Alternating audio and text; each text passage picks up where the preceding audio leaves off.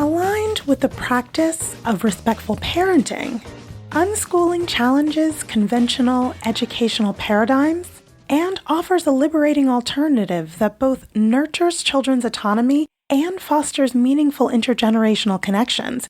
In this episode, I'm speaking with Akilah S. Richards, author of Raising Free People, Unschooling as Liberation and Healing Work, about transformative approaches to education and parenting, and the power of unschooling as a path to freedom and healing for families. Welcome back to Project Parenthood. I'm your host, Dr. Nanika Coor, clinical psychologist and respectful parenting therapist. Each week, I'll help you repair and deepen your parent-child connection, increase self-compassion and cooperation from your kids, and cultivate joy, peace, and resilience in your relationship with them. Akilah S. Richards challenges and encourages individuals to delve into their privilege and power dynamics within personal leadership and relationships. Drawing from her own experiences, she reflects on her family's journey from traditional schooling to embracing confident autonomy. With nearly a decade of living a location-independent lifestyle and 8 years of actively engaging in discussions about intergenerational community care across various countries, including the U.S., South Africa, Mexico, and her native Jamaica, Akilah has accumulated invaluable wisdom. As the author of Raising Free People and the host of the podcast Fare of the Free Child, she shares her insights as a public speaker and the founder of the Raising Free People Network. Through her work, Akilah focuses on addressing the impact of unexamined biases and oppressive systems on families and organizations, striving to cultivate cultures of belonging and inclusion. Here's my chat with Akilah. Hi, everyone. I'm here now with Akilah Richards, who created and hosted the long-running podcast centered around raising free Black and Brown children called Fare of the Free Child. She's also the author of the book Raising Free People, Unschooling as Liberation and Healing Work, that looks at unschooling through a decolonizing and social justice lens. Her book encourages people to explore privilege and power in their parent-child relationship and all relationships. Maybe most especially the relationship with ourselves. These days, you'll find her tapping into the wisdom she gathered from her family's transition from schoolishness to confident autonomy. She's savoring her life's lessons after nearly a decade of location independence and 8 years of being invited into various conversations about intergenerational community care across the U.S., South Africa, Mexico, and Jamaica, where she's from. Welcome, Akilah. So glad to have you. Thank you so much. Yeah. My pleasure. Thank you so much for being here. I was saying just before, I have to admit, I'm both excited and a little nervous for our conversation because you're like a celebrity to me. I've been following all your work since like 2019. And I'm like, oh, you're here and I get to talk to you voice to voice. It's like so exciting. Well, but before we jump into talking about raising free kids, not all of our listeners have read your book, Raising Free People, Unschooling as Liberation and Healing Work. And I was wondering if you could just define unschooling and what you mean by free people. Yeah, definitely. So I have a website, schoolishness.com, and one of the tabs up top is language because it's so important and interesting to me, the ways that we continue to play with words and reclaim them or reject them. So I'm going to read directly my definition of schoolishness from here. And as folks listen, I also invite you to make up your own, because that's one of the beautiful things to me about words. Like they don't just give us something, they also invite other things. So schoolishness to me are conventional practices that are rooted in binaries and generally accepted by adults, but rejected by children and teenagers either overtly or covertly. I also see schoolishness as a living out of someone else's goals or narratives of how and what we should be. So schoolishness models an authoritarian approach to adult-child interaction, as well as respectability ideas, right? Rooted in adults' innate superiority in knowledge. So since I'm grown and you're not, I know more, I'm smarter, I'm this. And because I went to school or because I learned it in school, it's right. And so the unquestioned way of being with that is essentially what schoolishness means to me. Okay. And so then when you're talking about unschooling, it sounds like you're talking about divesting from that idea.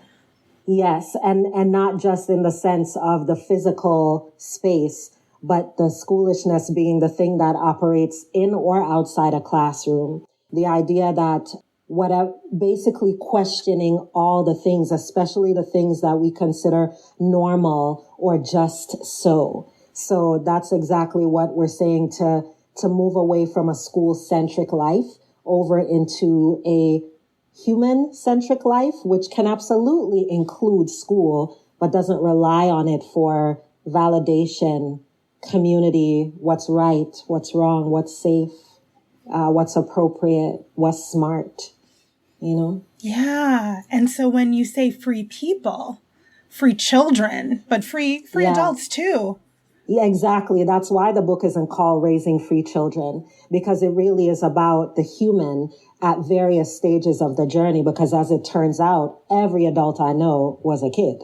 So I'm talking about the whole way through. And I'm also using the word people and not children, because I really want us to practice, as I am continuing to practice myself, seeing children as some sort of like a human becoming, right? Like we're all people. There's value. Everyone's a teacher at some point. We all need things from other people across generations at different times. So my partner, Chris, and I learned that freeing Marley and Sage from forced schooling also freed me and him up for, oh my God, where do I begin? How many things we were oppressed by and causing oppression around that never even occurred to us until we started being around people who weren't being forced to do something they didn't need to do. Absolutely. Oh, that just, I get chills when you talk about it, because I just think about what is the life of like, just, decoupling yourself from that idea of it has to look a certain way. It has to start at a certain time of day. It has to, yes. Everyone has to sit facing in this direction. Right? Yep. This is what smart looks like and sounds like. And that's a part of why I said yes to you, Nanika, because I'm so happy to know that there are Black folks that are in the world of therapy and mental health care across the board who are questioning, the respectability politics in all kind of ways, questioning the ways that coloniality impacts everything, including the world of therapy. And more of us are learning to trust things like therapy, because we're seeing also more faces that look like ours. That's so important. And so I said yes to you because I'm like, oh, you're in the field, like you're doing the work. Let's absolutely talk about what it means to move away from these respectability politics and ideas, because it's hard. It's not just about being strong and making a decision. These things are embedded in care and our cultural norms and what safety has meant to us and the people who raised us. So that's why I'm saying raising free people, because all of us need this liberation practice. Yeah. Absolutely. So, now that we have a sense of what schoolishness is and sort of that being so inculcated with all these sort of systems that we've all been raised with, what is deschooling, and where can parents start that journey of deschooling if they want to do that? Yeah. So I'll start with the definition I have. Shedding the programming and habits that resulted from other people's agency over your time, body, thoughts, or actions. I feel like that's a simple way to think about deschooling. It's shedding the programming and habits that resulted from other people's agency over your time, over your body, over your thoughts, over your actions. It also is about designing and practicing beliefs that align with your desire to thrive, to be happy, and to succeed. And so when you ask the question about where people can begin, it's really to question. I talk about mad question asking a lot, because it's really about starting with questions. Like, what type of questions if you're a parent, what is the type of pushback that I'm continuing to get from my kid? What is it that they're questioning? Can I maybe not reject that and maybe investigate that a little bit more? My own ideas about what it means to put myself together, starting with the low-hanging fruit of who you see in the mirror. If I decided to get a tattoo because I've always wanted one, or to lock my hair or get a perm or whatever the thing is, what's influencing my decision to do that? If I'm questioning those sort of things, I'm actively deschooling. If I'm questioning those sort of things, I'm saying, who is influencing my decisions, and what would happen if I poke at that a little bit? Parenting is such a low-hanging fruit because mostly we don't parent for our kids. We parent for the adult gaze, which is what other people think about us through how they see our children. And so even to question that and be like, who am I parenting for when I'm telling her she can't do this or she can't wear that? That is an act of deschooling. And really, the more you dip your toes in those waters, the thing is so potent and so inviting that you will not need a map. You will find that you're on that path when you start. You know what I'm saying? Like, the cells want to remember sovereignty. You want to be familiar with that. So questioning any norms, especially as they relate to pushback from younger people, is a beautiful portal into deschooling. And it's a practice, not a thing you arrive at. I am constantly deschooling. I still embody schoolishness, but I am unlearning. I am questioning. I'm noticing, Right. The noticing. I mean, I think for a lot of parents, that's where it begins, right? Like noticing. Mm-hmm. For me, in my world of respectful parenting, there's this, I think about it as like a North Star, right? Like something I'm reaching for, like the thing I want to do. But at the same time, I fall short of it every 10 seconds of my life, right? And then I have to like pull myself back onto the path. Oops, stepped off. Whoops, got to get back on.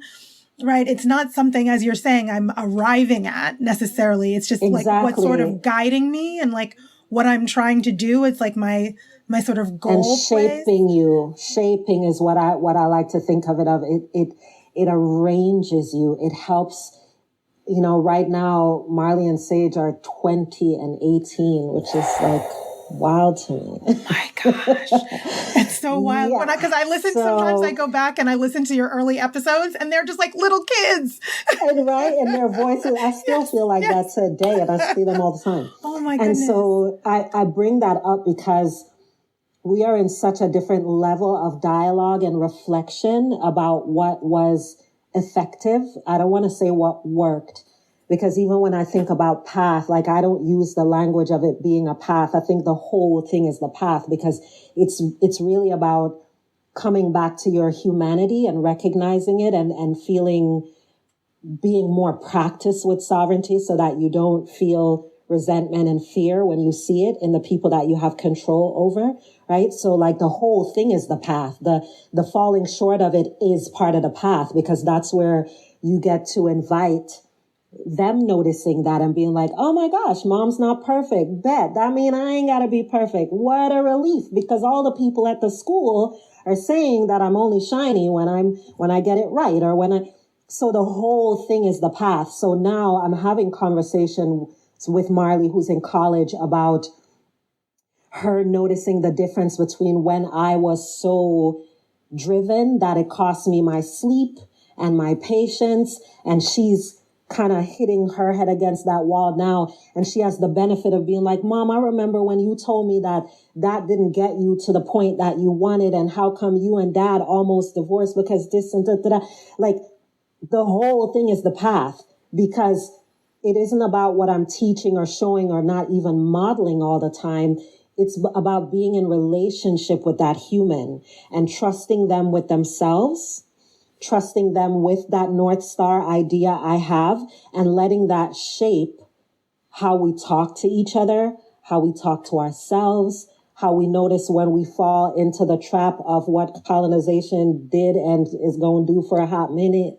And then having the tools to be able to lovingly say, oh, I know why I feel like I need to skip a night of sleep, because I get the value in that. But I know that shit ain't cool now because I've seen the da-da-da-da-da.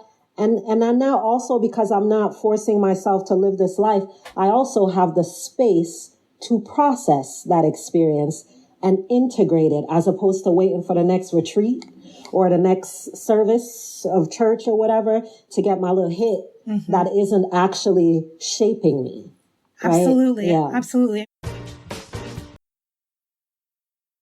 Just this morning, I was having this thing with my kid, right, where I sort of had her come in and like do a thing over again. I was like, this is all, I don't know about this. Like, come and do it again. And then as she was doing it, and just very, very cooperatively, like no pushback or whatever. I was like, why is this even important? Why am I even doing this? And I was really taken back to like a moment in my own life. Like, that's what my parents did. My parents would be like, you're going to have to wash these dishes all over again. You're going to have to, and I was very, very young. I mean, it didn't make any sense at the time when I look back. And I'm thinking to myself, like, and I certainly didn't do it with as much shame as they might have done and all of those things. I was very nice about it. I was very nice about my control and coercion. I was very gentle. Right. But it was still there. It was still there. And you're noticing it now, right? And so that there's so much education in that. Maybe it means you might bring it back up and depending on the age and stage she's at, you might have a conversation about it.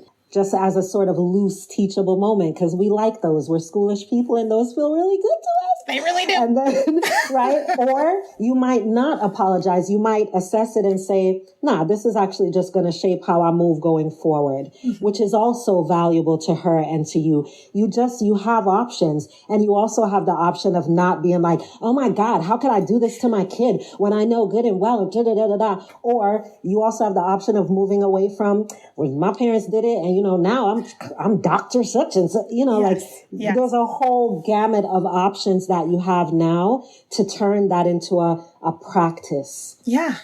Like, what is the skill that I'm sharpening here? The skill that I'm sharpening is not to be the mom that she knows she's not going to get over on the blah, blah, blah. That's my default. I don't even have to try to do that. So easy. But what are the other things? What are the other things? Yeah. I ended up apologizing to her on our walk to school. I said, morning is just hard for me. And I am sorry that I was just so like pokey. Like I have a hard time getting going in the morning, and I don't need to talk to you like that. I don't need to be that way with you. And she was very cool. She was there. She was like, it's okay. Like, just very, very cool.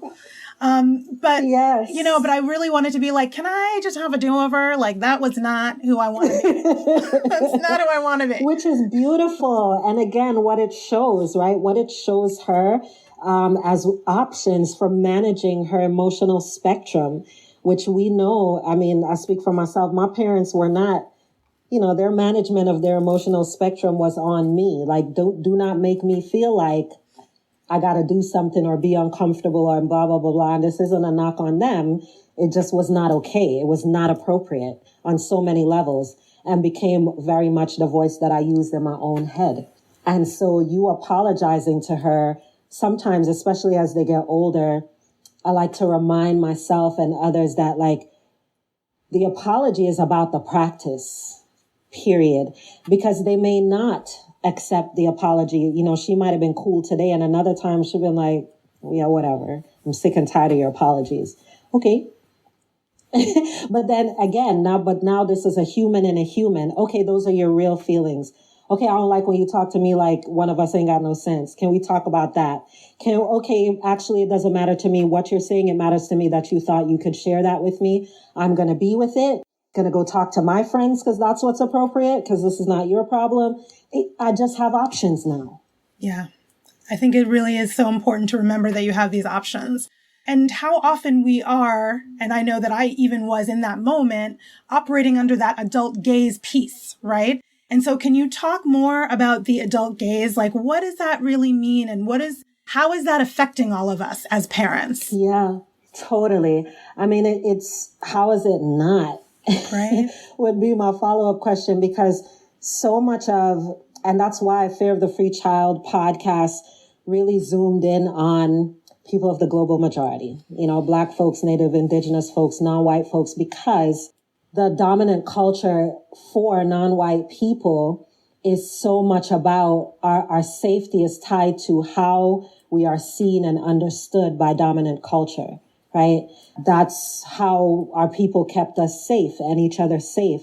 That lives still within us, even in our kids who are like, slavery's over. You have some younger Black folks who that's a perspective.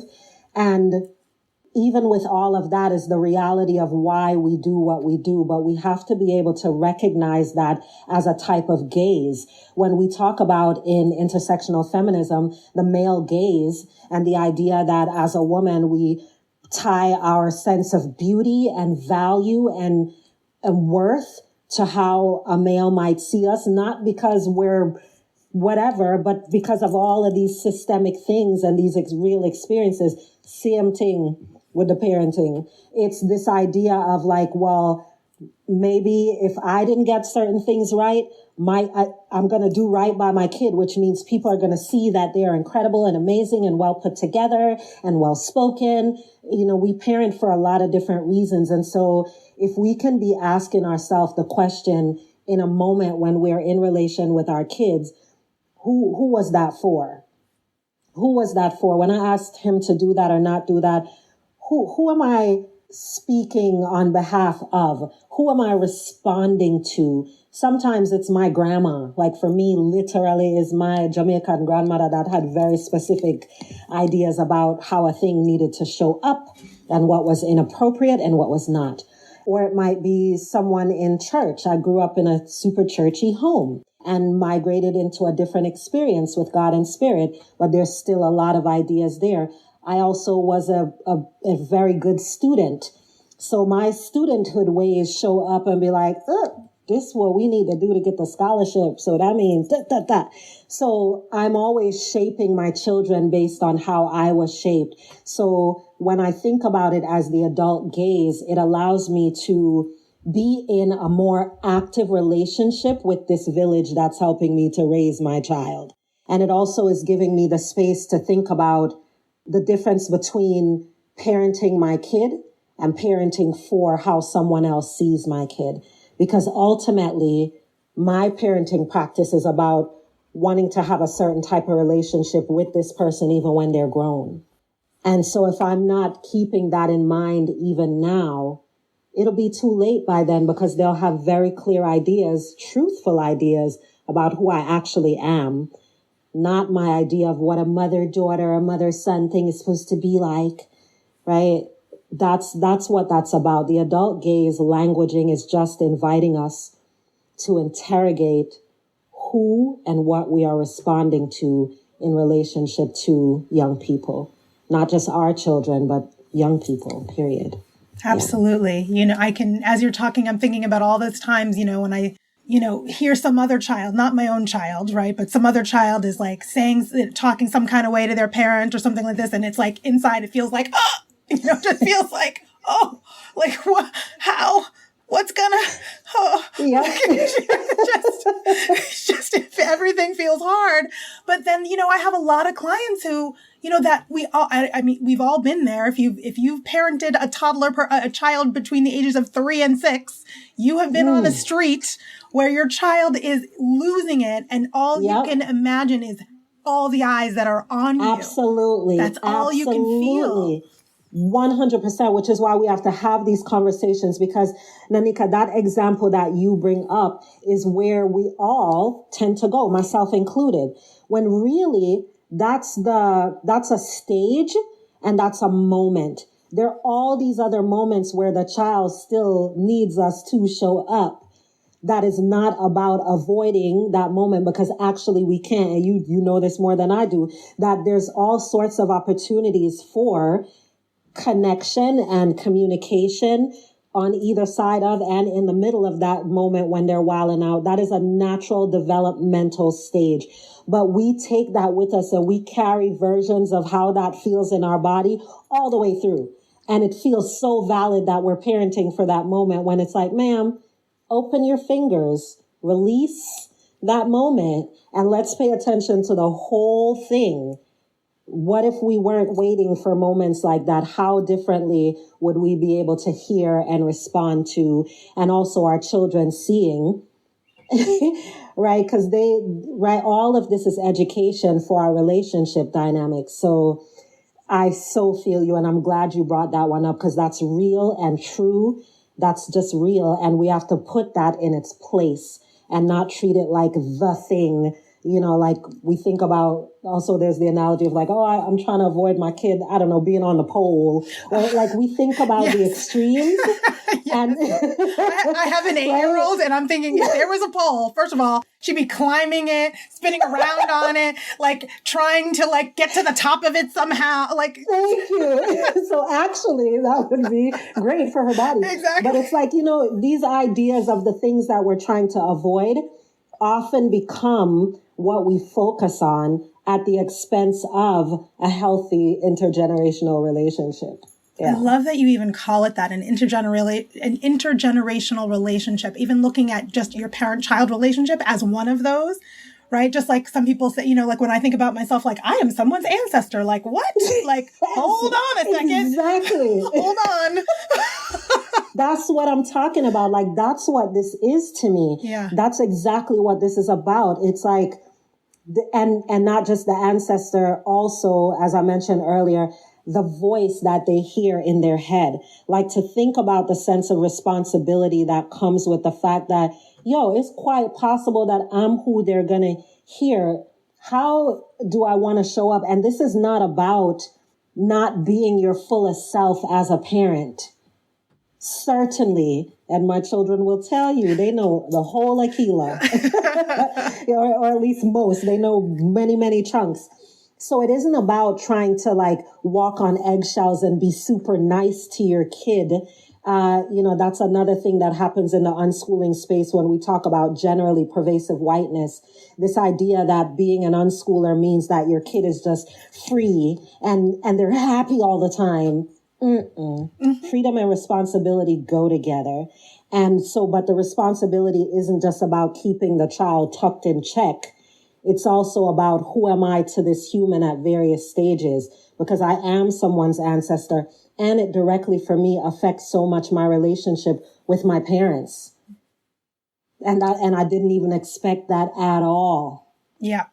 It's a whole nother conversation. It is another conversation, but it's one of those things that I think comes out of this work that I do, or comes out of, shifting your focus from that authoritarian view of a parent-child relationships to one of more mutuality, more collaborative. But just thinking about that idea of how your relationship with your own parents changes, right? And how it changes how you see your own journey with your own parents looking back. I mean, for me, I can see how it helped me have more compassion, for my parents, even though it was challenging at times, right? And then at other times, just having more compassion for myself as a kid as well. And also for myself now, because even in terms of how much time I spend with my parents and how that time is spent, my boundaries are so intact as a result of living with two humans who really got to practice having their boundaries intact. So yes, lots of compassion for my parents and who they are and what they've survived and the wholeness of them. And also lots of compassion for myself when it's like, not today. We're not today. No, thank you. And that's all right. That's actually completely all right because my body remembers things. And that was not okay. And parts of me are still moving through that. And it's not about resentment at all, but it is about caring for all of me without a level of apology, because that's also an invitation, because we don't have those skills either, especially as Black women. We think being nice to everybody and making everybody comfortable is, how we do well. And it's like, I've watched my daughters absolutely be like, that is your responsibility, and here's where you will practice it. And now I have the practice, and everybody gonna get it.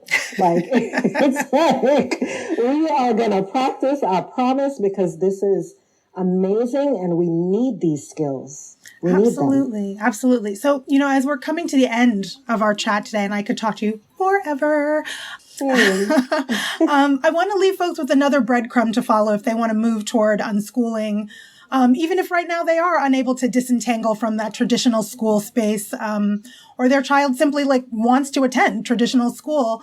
Even if your child goes to regular school, what's one way to just start moving toward that liberation for your family?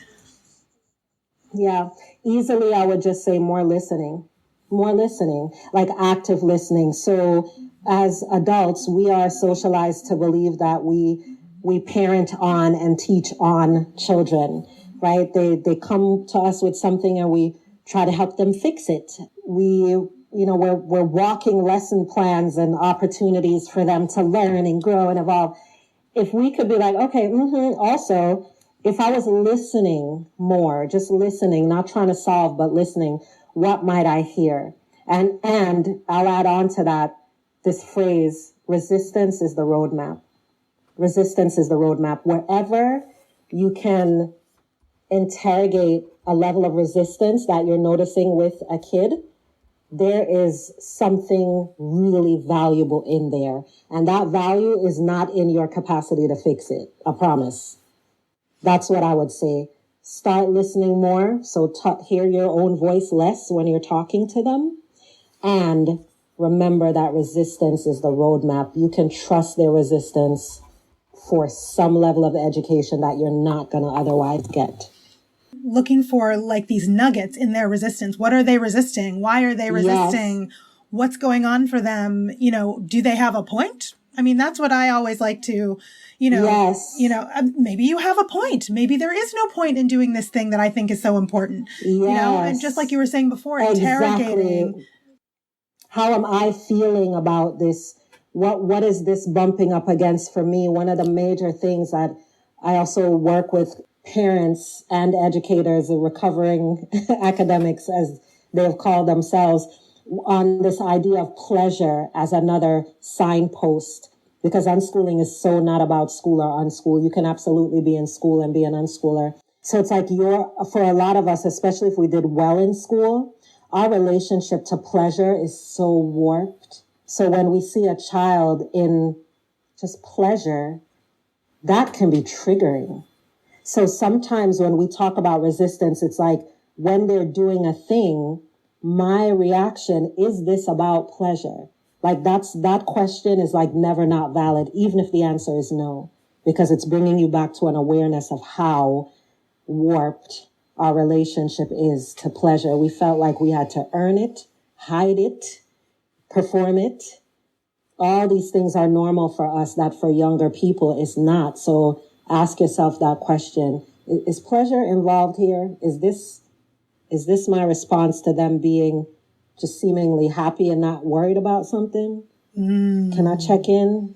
Wow. Yeah, that's the other thing. So deep. That's so deep. I want to thank you so much for this conversation, Akilah. This is so many things are percolating for me as you're talking. I wrote down all these little notes. I'm like, I wanted a t-shirt that says resistance is the roadmap, please. Where is that t-shirt? On schoolishness.com. Okay. That was a great segue, Nanika. Thank you. Wonderful. Because I will be following you on your next chapter as you integrate and savor all that you've learned on your own unschooling journey and make your next life moves. So say more about schoolishness.com and how listeners can find you and follow along with you as well. Yeah, thank you. And I so appreciate you talking about this kind of next chapter and where I am now, because it's just so juicy, so interesting. When my podcast ended last year, when we laid that elder to rest, I was able to really check in with how heavy that project was. And I was also in seminary. I'd completed a year of seminary and then since completed thanatology school. So I'm really focusing on death and dying, grief and loss, especially what I'm calling little d death, not the death of a body, but the death of expectations, the death of identities. And so right now, the primary spaces that I'm on Substack. That's my newsletter, and it's called a Savor Complex. So SAVOR, Savor Complex on Substack. And then the other space is my Make It Happen family, which is Patreon. And that's just a group of people who we just go together. We're in a long-term relationship. Sometimes it's hot and heavy. Sometimes it's light. But that's where I run a lot of my courses and a lot of small group things. And I also have a saver coaching offering for people who are moving out of schoolishness. So that's what I'm really zoomed in on now, really nurturing the spaces where I've been invited and just being slower. And I have baby adults, so making myself really available for life planning at another level, and my plants and baby carpentry. That's what I'm into right now. I love that. Oh, I'm just, as you're talking, I'm just feeling so much excitement for you, but also when you just mentioned your young adults, I just think like, oh my goodness, like how amazing that they have you at that time of their life, such a huge and emerging part of their own life. It's just, I'm so glad that you all have each other at this moment. It's so wonderful. Thank you. That means so much. Thank you. Absolutely. Yeah, and I'm paying full attention to it. I am, right? Like it is such a joy. It is so fascinating. And the work that I do in the world is really just echoing what I am learning and unlearning. So to be present with them is also very much my work right now. Yeah. Because they allow me to share so many of the pieces, and it's very much how so much of my growth edge lives in my mother work. Yeah. Oh my goodness. So cool. Well, I will be following you. I found your Savor Thank Complex you. today, and I was like, oh, I need a whole day just to read all these things. This is very exciting. So excited for you. And this new chapter, we'll put all those things in the show notes. Akilah, thanks so much for being here and sharing your time and your expertise with us. You are so welcome. Thank you so much for the work that you are doing in NY and beyond. Thank you for the internet. So I appreciate the invitation, and thank you too. That's all for today's episode of Project Parenthood. Thanks for listening, and I hope you found this helpful. Be sure to join me live on Instagram at BK Parents on Monday, March 25th at 12:45 p.m. for my monthly Ask Dr. Coor, and get your questions answered in real time. If you have a question for me about parent-child relationships, respectful parenting tips, and or parental mental health that you'd like me to cover in a future episode, shoot me an email at parenthood@quickanddirtytips.com. Leave a message at 646-926-3243 or leave a message on Instagram at BK Parents. And you can learn about my private practice working with parents living in New York State at www.brooklynparenttherapy.com. Thanks so much for listening. Project Parenthood is a Quick and Dirty Tips podcast. It's audio engineered by Dan Firebend. Our podcast and advertising operations specialist is Morgan Christensen. Our digital operations specialist is Holly Hutchings. And our marketing and publicity associate is Davina Tomlin. See you next week.